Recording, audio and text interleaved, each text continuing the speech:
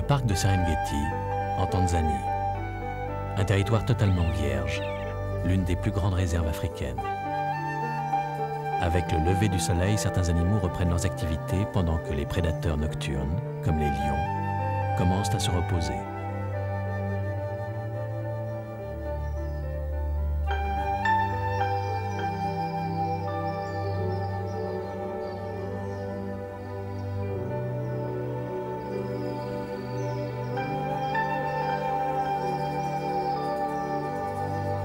Les charognards, eux, se partagent les restes des chasses nocturnes.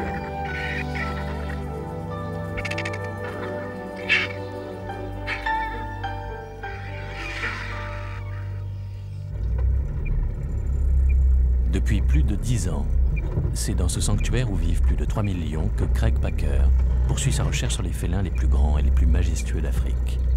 6 mois par an, le biologiste américain vit ici auprès d'eux. Aujourd'hui, l'étude de Craig revêt un caractère d'urgence. L'année dernière, les lions de Serengeti ont été décimés par une maladie foudroyante. Premier symptôme, des contractions nerveuses. Cette année, l'épidémie identifiée récemment comme la maladie de Carré semble moins importante. Pour Craig, il s'agit d'enquêter sur la situation actuelle de ses protégés.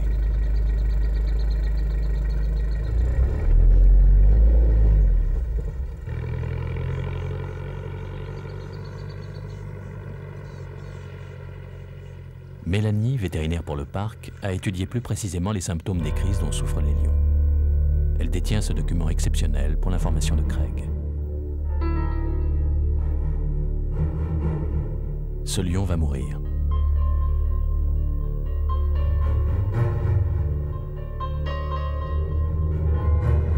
Dans des convulsions violentes, les muscles du lion se contractent.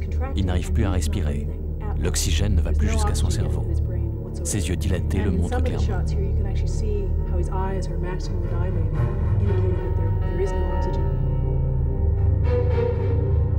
Cette vidéo est un témoignage unique pour les deux chercheurs. Dans le passé, les félins étaient toujours dévorés par les hyènes avant que les scientifiques n'aient pu identifier les moindres faits.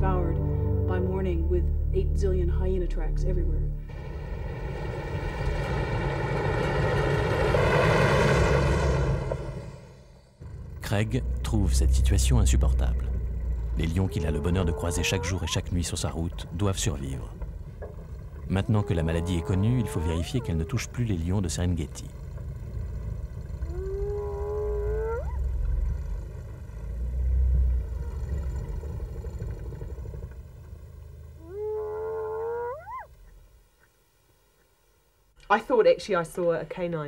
De retour à son laboratoire, Craig, aidé de ses deux assistantes, Audie et Marie, commence son enquête. Il veut savoir quelle est l'étendue de la maladie aujourd'hui. L'équipe de Craig connaît la généalogie de tous les lions qu'il a identifiés depuis 10 ans. Chaque animal possède une carte d'identité qui permet aux scientifiques de le reconnaître. Sur ces fiches, les chercheurs notent chaque fois les nouvelles données qu'ils observent sur le terrain. Sur les 246 lions identifiés par Craig, seulement 145 ont survécu. Il semble que ces derniers soient en bonne santé maintenant. Seulement il y a quelques jours, il a repéré une femelle, Léa, sujette à des contractions des babines. Pour l'heure, c'est elle qui les intéresse. Léa semble en bonne santé. Comme toute lionne bien nourrie, elle savoure les joies de la vie en société. Ici, c'est avec une femelle de son groupe. Mais pour Craig et Mélanie, Léa est d'abord un sujet d'inquiétude. Grâce à son collier émetteur, elle est localisée facilement. Elle se trouve en terrain découvert. Les deux chercheurs vont pouvoir effectuer une opération très rare et délicate, endormir la lionne afin de l'ausculter. La difficulté de la tâche est grande. Mélanie n'effectue cette démarche qu'en cas de nécessité absolue. Pour ne courir aucun risque et être sûr de bien viser, il faut d'abord que le vent ne soit pas trop présent. L'anesthésiant de Mélanie doit atteindre la lionne sur une partie du corps bien particulière. Toute erreur serait fatale.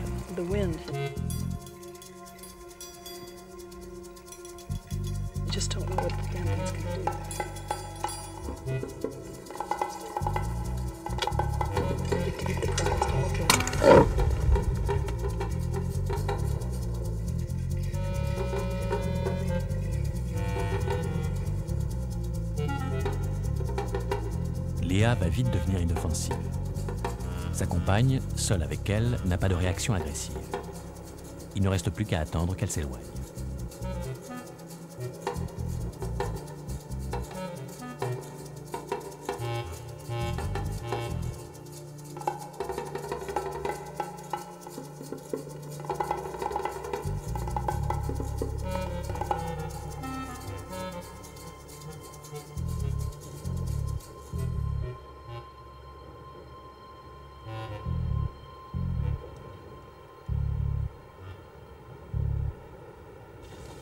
Okay, wait, just wait. Give me that jersey.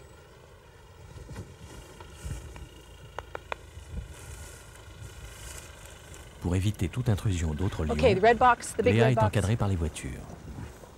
L'anesthésie ne durera pas plus d'une demi-heure. Il faut faire vite. Avec précaution, Mélanie va pouvoir ausculter la lionne. Papillomas? I didn't see. Most of the lions do.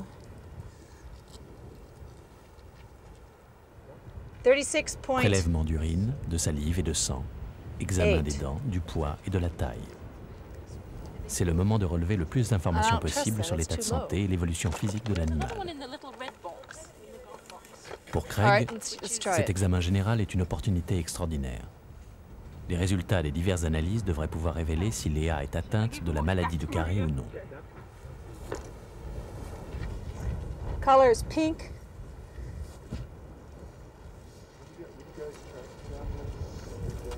Léa devrait bientôt se réveiller. Mélanie la stimule pour qu'elle reprenne ses esprits. Lion fly. Who's got the tick file?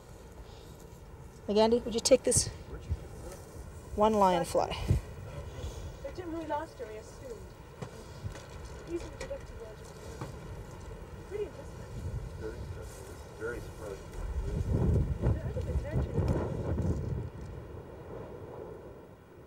Protégée du soleil qui pourrait lui causer une insolation mortelle, Léa n'est pas encore décidée à sortir de sa torpeur. Craig peut noter ses observations immédiatement sur la fiche d'identification de la lionne. Léa reprend vie. Mais Mélanie ne la rendra à la nature que lorsqu'elle sera complètement réveillée. You ready? L'opération s'est bien déroulée.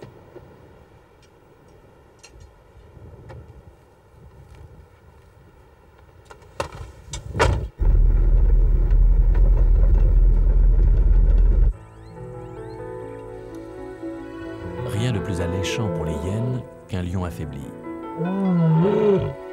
Léa se retrouve seule, loin de son groupe, indispensable à son bien-être et à sa survie.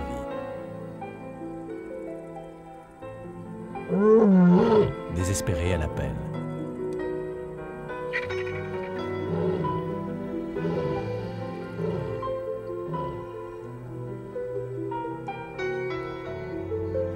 Léa est une cible parfaite, mais elle est maintenant suffisamment alerte pour pouvoir se protéger et partir à la recherche de ses congénères.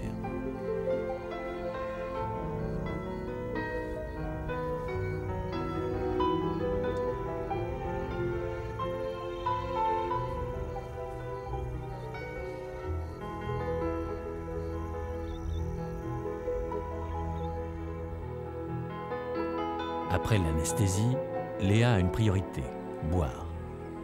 Sur sa route, s'arrêter à un point d'eau est une étape indispensable.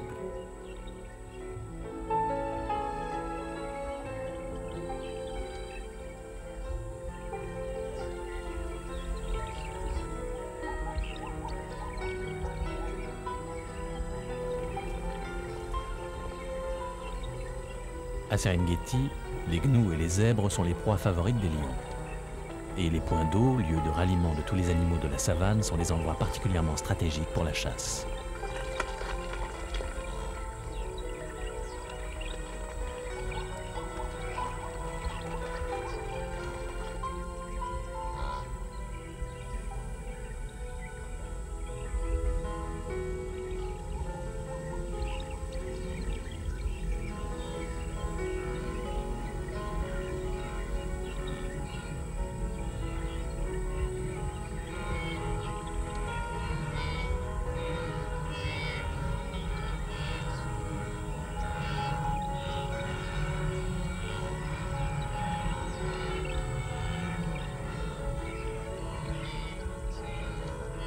Pour atteindre son but, Léa n'hésite pas à traverser les pistes du parc.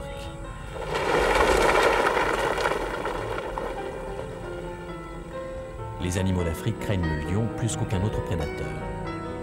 Mais Léa est encore bien trop faible pour penser s'attaquer à l'un d'entre eux. Tout ce qu'elle désire, c'est boire.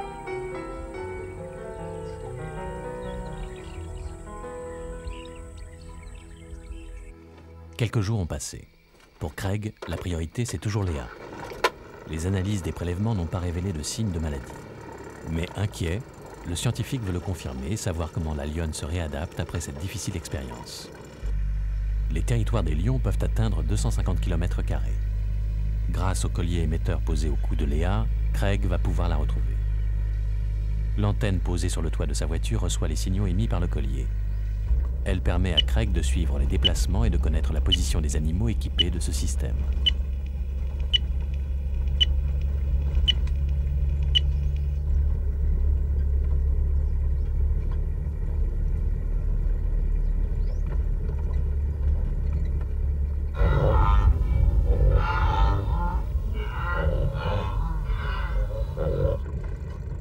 Léa n'est pas très loin. Elle est bien là, et accompagnée d'une autre femelle.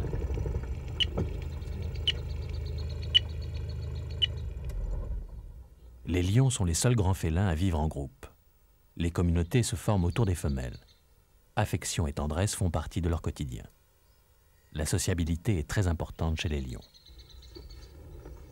Léa a-t-elle retrouvé les siens? Pour Craig, il suffit de compulser ses fiches pour voir s'il ne s'agit que d'une rencontre. Il connaît tous les membres de la famille de Léa.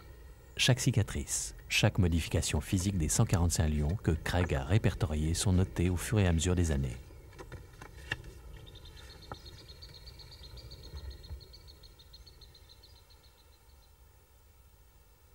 Cette femelle ne fait pas partie du groupe de Léa. Elles se sont tolérées, mais cette relation ne devrait pas durer très longtemps. Il ne doit s'agir que d'une rencontre occasionnelle.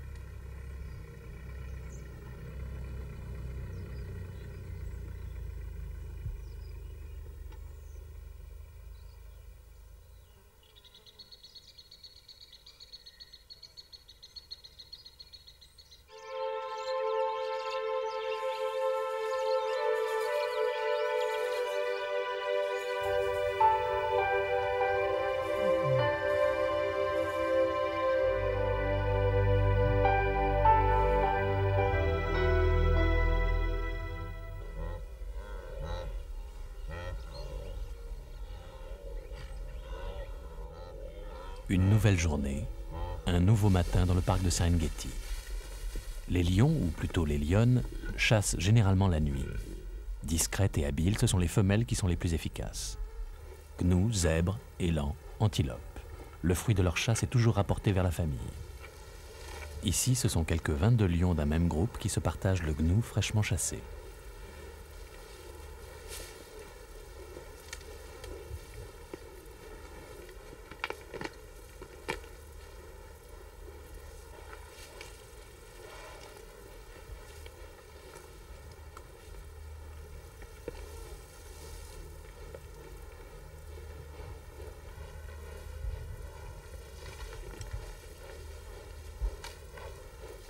Chez les lions, les rôles sont partagés. Les femelles chassent pendant que les mâles gardent le territoire et les congénèrent. Mais les femelles ne se nourrissent qu'une fois les mâles rassasiés.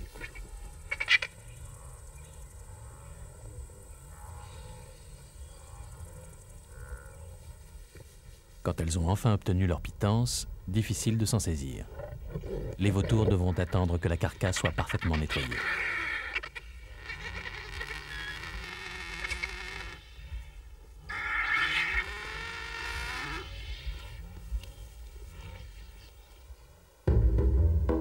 Pour Léa, la situation est beaucoup plus complexe. Seule, il lui est très difficile de chasser. Ce n'est qu'avec une stratégie de groupe que les lionnes peuvent s'attaquer aux zèbres. Faible et probablement affamée, Léa ne pourra reprendre une vie normale que lorsqu'elle aura retrouvé les siens. Une vie normale qu'elle ne peut pour l'instant que croiser sur son chemin.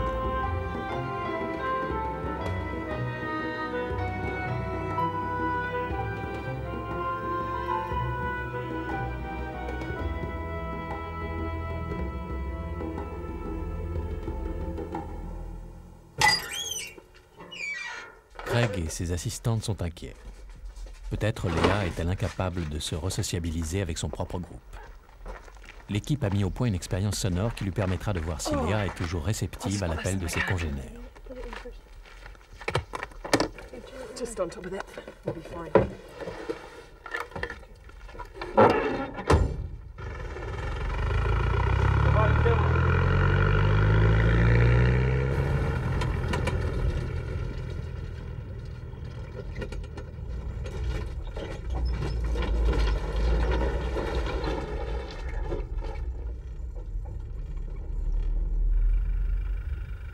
Le collier de Léa leur permet une fois encore de la retrouver assez aisément. Perdue dans une vaste plaine, la lionne est encore seule, cachée à 400 mètres d'ici. Les enregistrements effectués par Craig, Audie et Marie au sein du groupe de Léa vont être précieux. En les entendant, la lionne va-t-elle reconnaître les siens?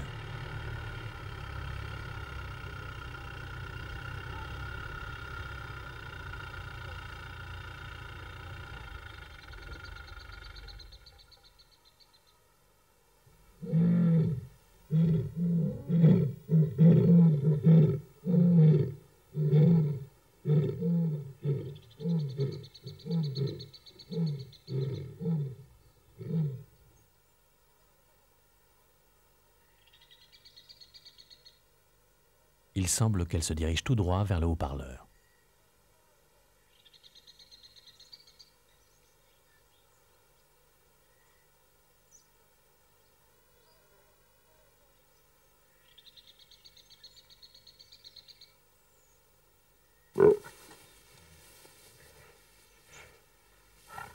L'espoir renaît pour Audie. Léa paraît juste très déçue de n'avoir affaire qu'à une boîte inerte. Mais elle a reconnu le cri d'appel de territoire de 2 lionnes de sa famille. Elle les retrouvera certainement.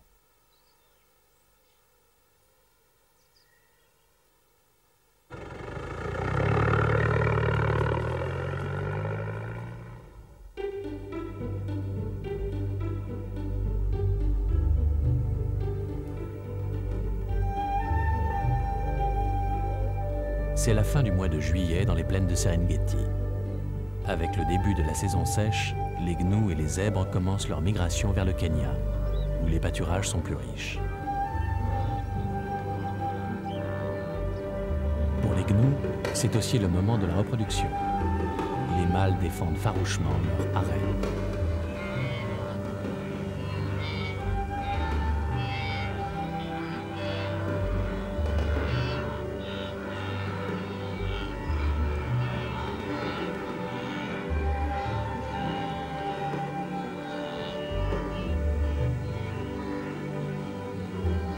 Pour les lions, ces migrations signifient des milliers de proies en moins.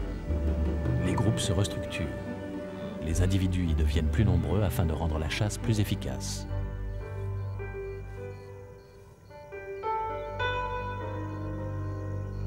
Léa n'a toujours pas retrouvé les siens. Mais elle a fait une rencontre plutôt intéressante. Ce jeune mâle semble séduisant. Quand elles sont en chaleur, les lionnes tentent parfois de séduire le mâle. Léa n'hésite pas et montre son intérêt sans retenue.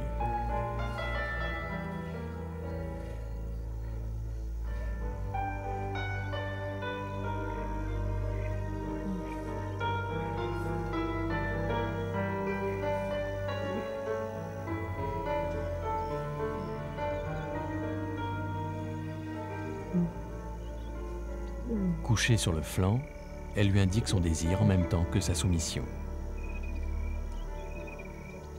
Puis elle s'éloigne, sûre de ses charmes. Quand une lionne est choisie, le mâle ne la quitte plus pendant 3 à 5 jours. Le couple cesse alors toute activité. se prêtant uniquement aux joies de l'amour.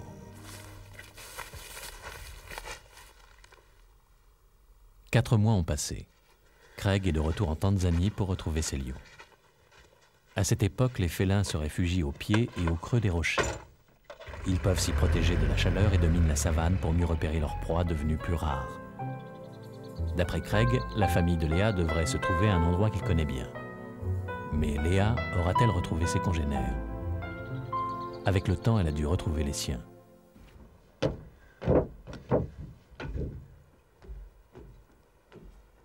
Juste le temps d'ajuster son antenne, et Craig peut entendre les premiers signaux. Léa n'est pas loin. La famille de Léa est là, et elle doit être dans les environs. Dans ces rochers, des groupes de 20 à 25 lions vivent ensemble, toutes générations confondues.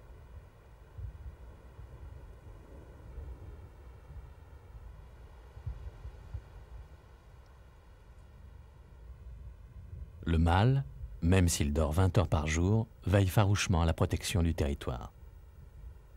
Les petits sont nés, et même s'ils peuvent se cacher au creux des rochers, ils sont encore très vulnérables.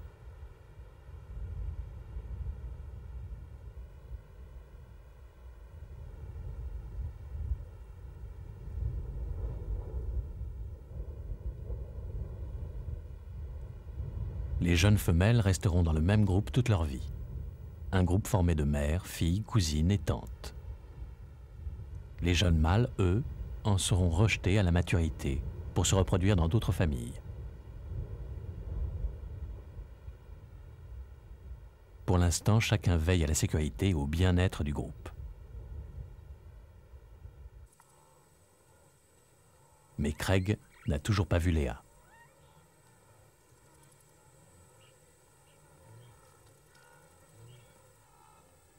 Toutes les mères sont occupées à choyer leurs lionceaux dont le nombre varie entre 3 et 5. Les femelles se regroupent, prenant en charge en commun et les soins des petits et la chasse. Pour Craig, cette abondance de jeunes lions est une victoire. L'année dernière, aucun petit n'était venu au monde. La maladie des lions de Serengeti semble être enrayée. Mais soudain, un peu en retrait du reste du groupe, Craig aperçoit les petits gambadant dans l'herbe jaune. Ce sont les 5 lionceaux de Léa.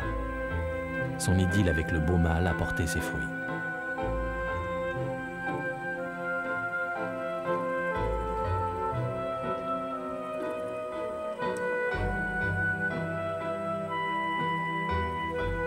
Âgés de 4 mois, les petits commencent à devenir audacieux.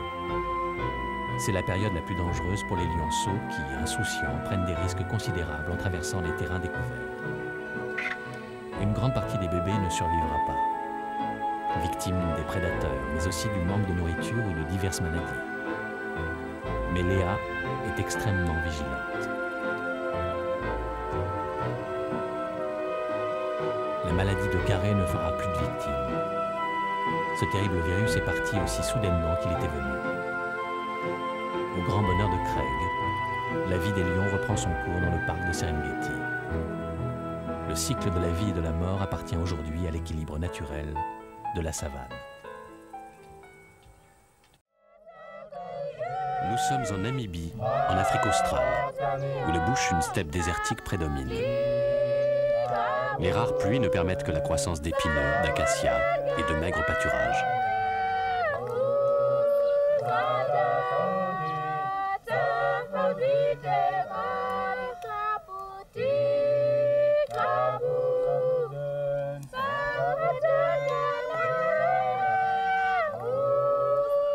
Depuis toujours, la faune est abondante et relativement préservée.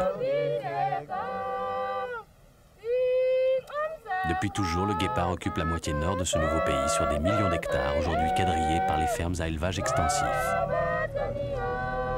Unique parmi les félins, le guépard est un survivant de l'ancien monde.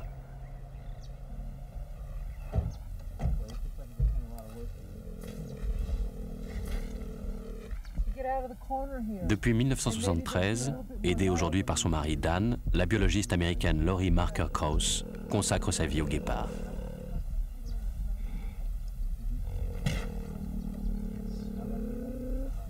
La principale difficulté du travail de Lori et l'immensité des territoires de chasse des félins qui s'étendent sur plus de 120 km², souvent hors des réserves, la plupart empiétant sur les zones exploitées par les fermiers.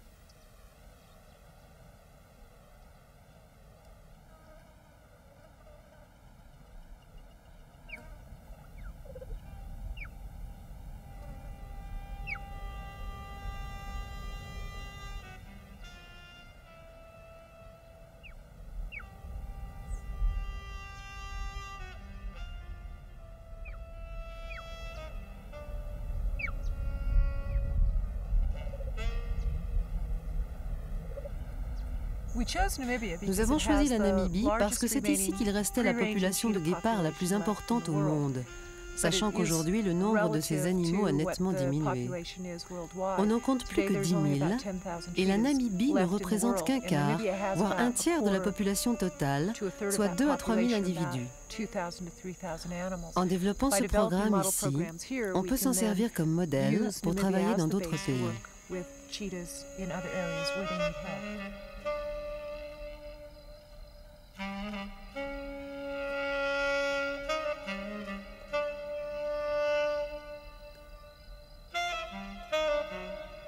Les guépards auraient dû disparaître il y a 10 000 ans.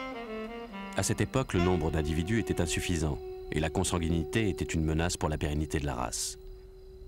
Miracle de la nature, ils ont survécu.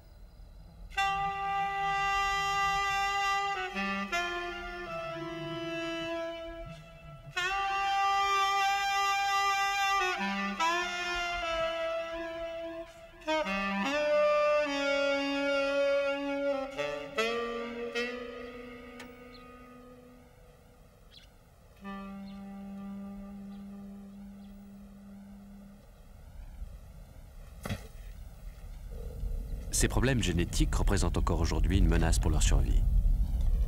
Maintenant, il y a urgence pour sauver l'espèce de l'extinction. En 1900, ils étaient plus de 100 000, aujourd'hui il en reste à peine 10 000, dont une centaine en Iran et dans la partie orientale de l'ex-URSS, seul pays d'Asie qui ont vu survivre les guépards sur leur territoire désertique. Laurie a découvert qu'en Namibie, il existe un lieu couramment fréquenté par les guépards, l'arbre de jeu. C'est à cet endroit qu'elle retrouve les traces des guépards sauvages, normalement très difficiles à suivre dans le bush. L'arbre de jeu représente un point de convergence des guépards mâles et femelles.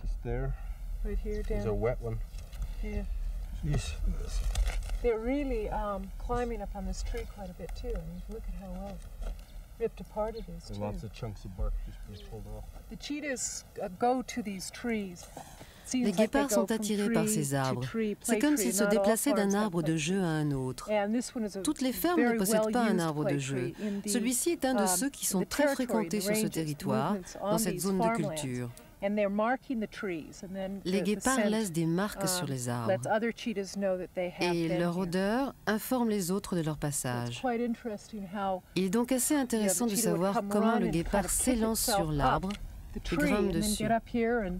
On ne sait pas combien de temps il y reste. On suppose que ça ne dure pas longtemps. Celui-ci est vraiment intéressant.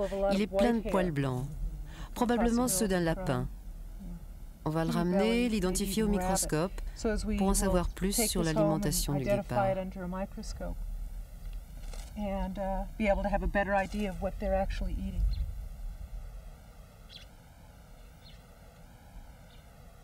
L'arbre de jeu est aussi le lieu où les fermiers capturent facilement les guépards qui menacent leurs troupeaux. Souvent, Laurie intervient pour récupérer les félins piégés et les déplacer dans une zone plus sûre. Elle profite de ces moments pour compléter ses informations sur l'état de santé des félins.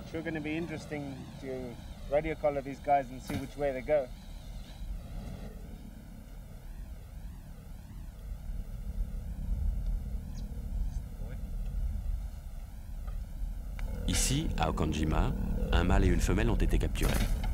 Laurie et Dan tentent une expérience de réintroduction à plus de 300 km de leur lieu de chasse habituel. Une fois le félin anesthésié, Laurie va effectuer des prises de sang. Plus tard, les analyses montreront les faiblesses génétiques éventuelles du guépard. Elle prélève ensuite des morceaux de peau pour évaluer son état de santé, puis le mesure et le pèse. Enfin, Laurie examine sa dentition pour déterminer son âge. Dernière étape, la pose d'un collier émetteur qui permet de suivre par radio les déplacements du guépard sauvage. Après cet examen, les caractéristiques du félin sont répertoriées sur une fiche d'identité pour faciliter sa reconnaissance et suivre son évolution. On a posé à l'un des guépards un collier émetteur. L'autre a été marqué à l'oreille. On va les remettre en liberté plus loin pour qu'ils soient dans la nature sauvage.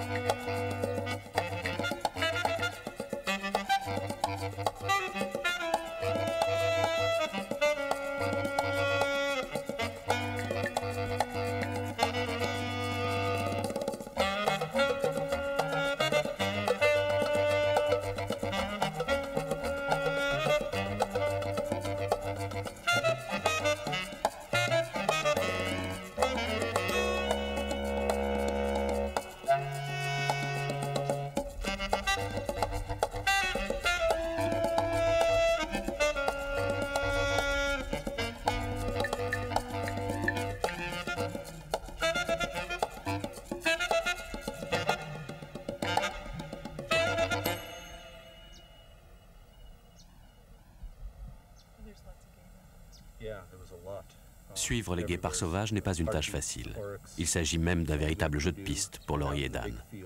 Les proies dont se nourrissent les félins peuvent être un indicateur pour localiser les guépards. 2 fois par semaine, Dan survole le bush pour repérer les guépards munis des colliers émetteurs. Actuellement, il suit 7 de ces félins, dont il note sur des fiches individuelles la situation géographique exacte pour étudier leur déplacement d'une semaine à l'autre. Lorsque Dan retrouve son pilote, la première chose à faire est de déterminer le plan de vol. Les conditions de pilotage sont difficiles. En Namibie, de violentes turbulences à basse altitude rendent les vols en monomoteur délicats.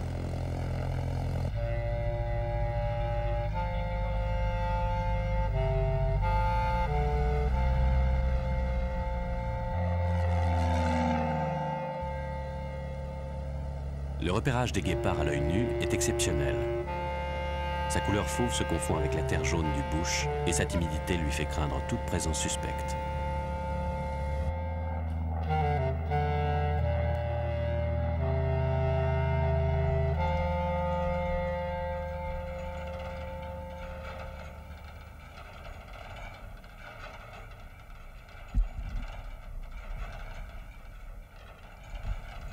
Pendant ce temps, Laurie s'occupe de la partie administrative.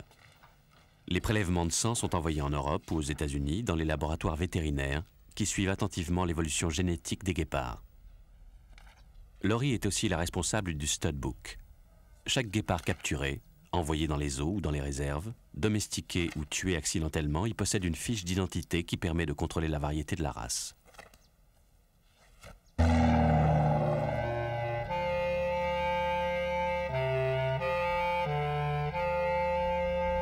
Grâce à la précision de ses instruments radio, Dan peut localiser certains guépards qui rentrent dans les fermes. Si c'est nécessaire, Dan et Laurie proposent aux fermiers de piéger le félin sans le blesser pour le déplacer dans une zone à moindre risque. Aujourd'hui, Dan a repéré 5 guépards. Une performance qui prolonge ce travail de localisation indispensable à la bonne connaissance des guépards sauvages de Namibie.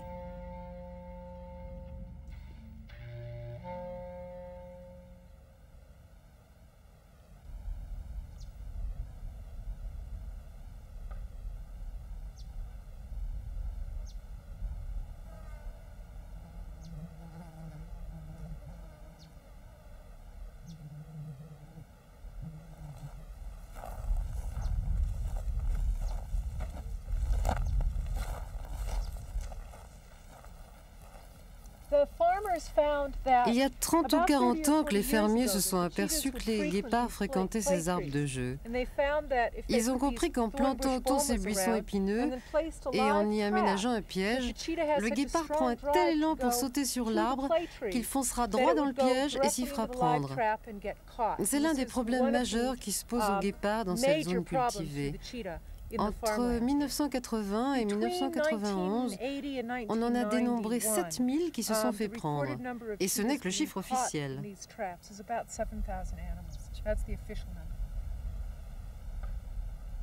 Laurie et Dan consacrent la plus grande partie de leur travail à défendre le fauve contre les fermiers qui exploitent plus de 49% du territoire national.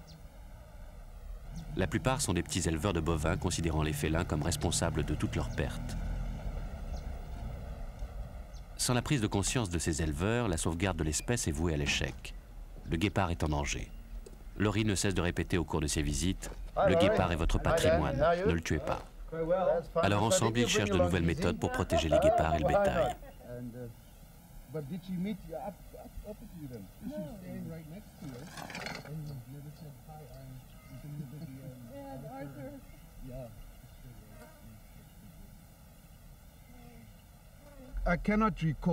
Je ne me souviens pas d'une seule perte due aux prédateurs. Et ça fait 4 ans et demi que je suis dans cette ferme. Si, je me rappelle une bête qui a disparu, mais impossible de dire si c'est un prédateur ou si elle est tombée dans un trou.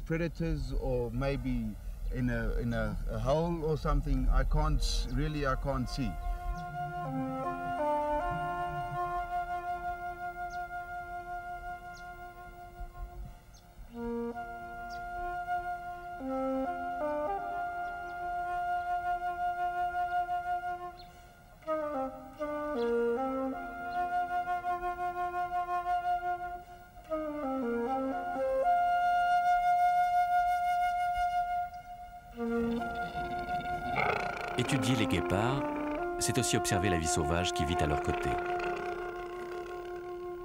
Pour Laurie, cela représente de longues heures de silence à épier le moindre mouvement.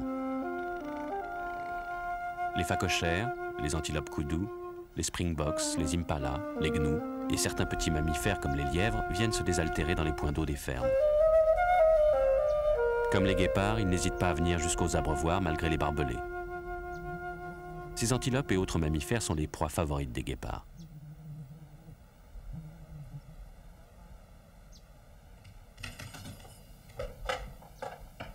Hello? Yes, what? Really? It was hit? Wow, okay. Well, yeah, you want us to come down? Sure, we'll come down just now. Okay, thanks a lot. Bye, thanks. En liaison permanente avec les cliniques vétérinaires ou les associations de défense de la nature, Laurie est appelée en urgence chaque fois qu'il s'agit d'un guépard. En Namibie, Laurie est vraiment Madame Guépard. 70% des bébés guépards se font dévorer avant l'âge de 3 mois par les autres carnassiers pendant l'absence de la mère. Ils peuvent aussi mourir de froid car la nature les a pourvus d'une fourrure qui n'apparaît qu'au 10e jour de leur naissance. Mais ils courent aussi d'autres dangers. Ce petit guépard s'est fait amocher par une voiture sur l'autoroute principale et le conducteur l'a emmené directement à la clinique vétérinaire. C'est le docteur Axel Hartmann qui l'a soigné. Il souffre d'une grave contusion et d'une déchirure ligamentaire dans les pattes de derrière. La convalescence semble en très bonne voie. Ce qui nous inquiète, c'est la suite, car il ne sera plus capable de retrouver la vie sauvage. Ce bébé guépard, comme bien d'autres en Namibie, sera accueilli et domestiqué par un fermier. Au fil des mois, l'imprégnation humaine lui ôtera toute agressivité envers l'homme et les autres animaux.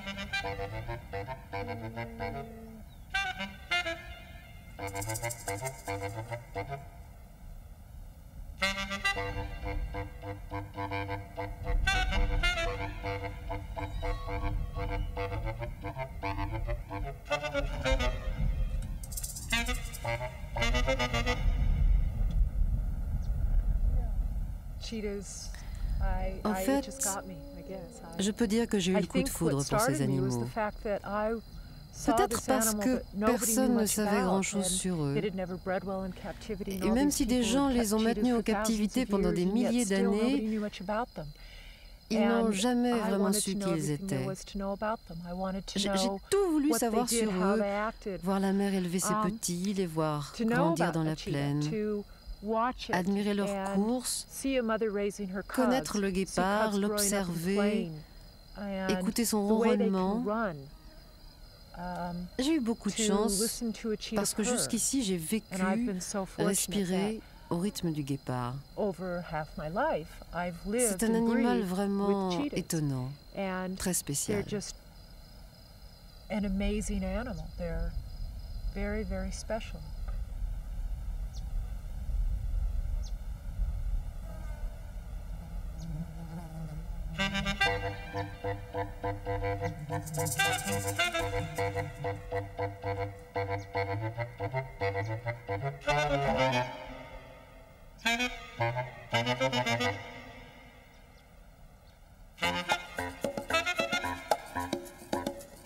Le guépard est étonnant au moment où il décide de suivre une proie. D'abord, le fauve tend sa nuque vers l'avant. Ses poils sur le garrot se hérissent. Puis, il passe au galop en quelques secondes.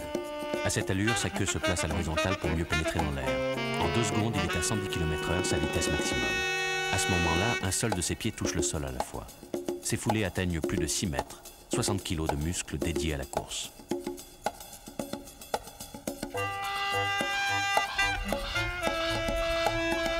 À ce rythme, il ne peut courir que quelques centaines de mètres. Affaibli par cet effort violent, il peut manquer sa proie une fois sur 2. Depuis 4 millions d'années, le scénario de cette chasse est le même pour les mammifères les plus rapides de la Terre.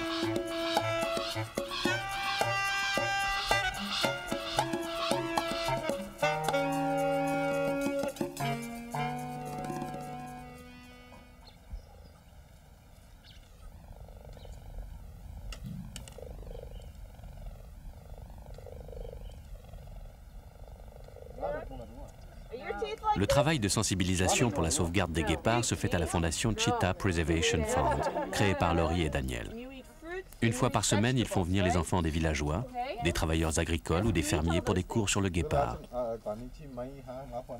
Mais si l'animal peut paraître un partenaire idéal pour le jeu, les enfants apprennent que le guépard vit mal en captivité, même s'il se laisse facilement apprivoiser. Peu d'entre eux se reproduisent en zoo et dans le meilleur des cas ne vivent qu'à peine 10 ans.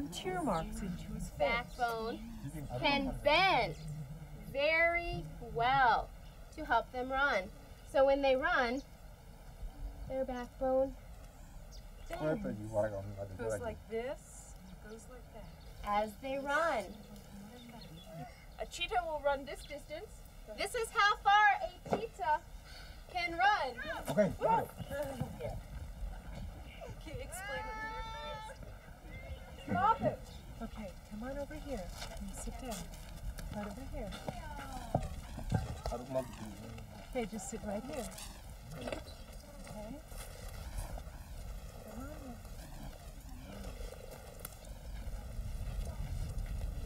on. Say yes, yes. She won't bite you. It's okay. You know that, Pedro. She's afraid more than she is. You know that. Autre activité quotidienne pour Laurie, l'éducation de son guépard semi-apprivoisé. Elle vient le présenter aux enfants pour démontrer l'agilité exceptionnelle de l'animal. Son jeu préféré est de courir après un ballon de football ou un leurre mécanique qui lui enseigne à chasser et à retrouver des sensations d'animal sauvage comme le marquage du territoire autour de l'arbre de jeu de la ferme de Laurie.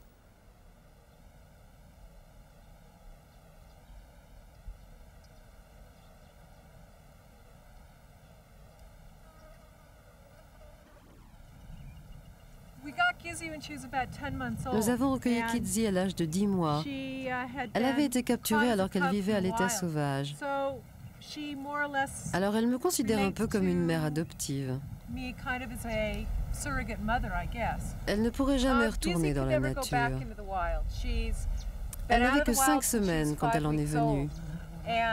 Et elle ne connaît rien de ce qu'il faut savoir pour survivre dans la savane namibienne. Elle deviendrait un animal à problème. Elle irait rejoindre les troupeaux de chèvres ou le bétail, parce que c'est tout ce qu'elle a connu dans sa vie. D'instinct, elle court après tout objet en mouvement, mais elle ne sait pas vraiment distinguer ce qui représente une proie. Elle voudrait probablement aussi se rapprocher des habitations. Elle aurait des ennuis et finirait par se faire tuer.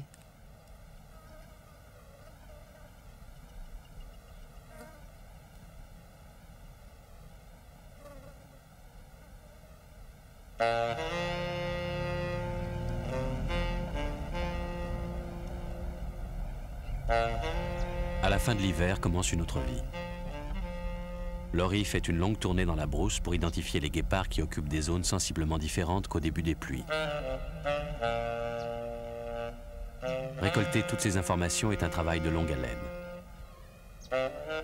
Mais la patience et la dévotion de Laurie sont sans limite. Les guépards doivent survivre et elle ne lâchera pas prise.